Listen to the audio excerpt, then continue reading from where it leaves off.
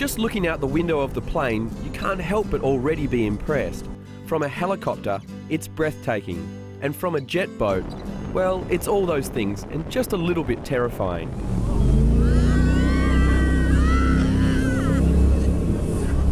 Welcome to Queenstown, New Zealand, where you can do almost everything or absolutely nothing and love every single minute of it. Whether you want to power down a mountain or gaze in awe at one from below, anything's possible in this picturesque land of extremes. In the off chance the weather isn't perfect, the scenery always is, and there are a million ways to enjoy it, some less extreme than others. Now, even if the weather itself hasn't been all that remarkable in Queenstown, sometimes it can be a blessing in disguise if you're staying somewhere like the Azua Hotel. With its open fireplaces, heated tile floors, massive hot tubs and incredible sweeping views, it's really not a bad way to spend a day in. We would sort of coin it luxury accommodation, but with a nice sort of homely atmosphere.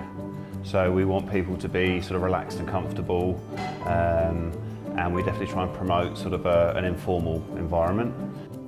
It's now day 2 and I've decided to venture out of the hot tub and into the wild.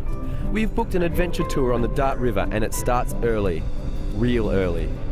Like many on the bus, I consider more sleep, but the view out the window is just too good to miss. The lake itself, Lake Wakatipu, is actually New Zealand's longest lake, and from Glenorchy out this way, Gateway to Paradise, out and around to Kingston, it's actually 81 kilometres. Just across from Queenstown there in the middle of the lake, it's 370 metres deep. We transfer from the bus to a proud local product, the jet boat.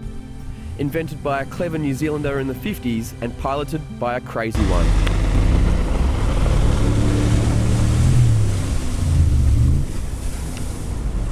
The Dart River flows through rugged forested country in the southwestern part of New Zealand's South Island.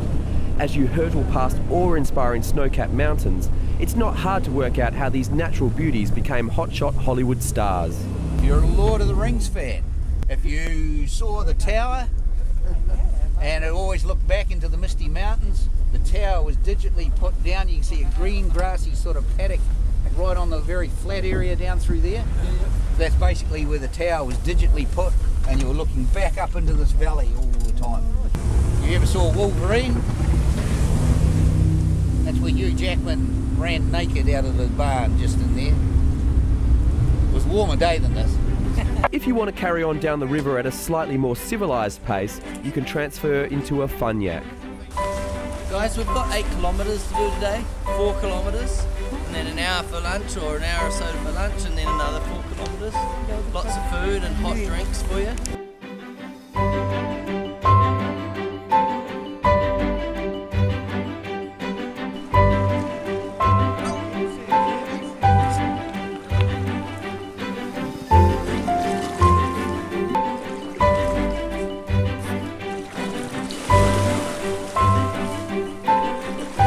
Proud Texan Grandma Joan later shared with me her inspiring adventure that began long before she put paddle to water. This trip has been planned for more than 10 years. Back in the year 2003, I was a cancer patient. And during my cancer treatment, they gave me a very poor prognosis, but I didn't buy that. So I promised my granddaughter that when she was old enough, we would take a trip to Australia and New Zealand. And we arrived here 2 days ago. And today we had the adventure of a lifetime. Queenstown's incredible natural beauty is almost otherworldly, but at just over 2 hours flight from Sydney, it is absurdly accessible.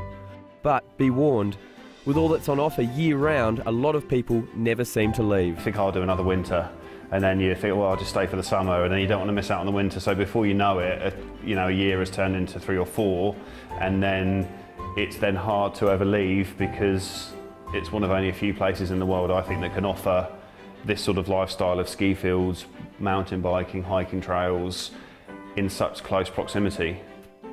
This is Josh Wall for news.com.au.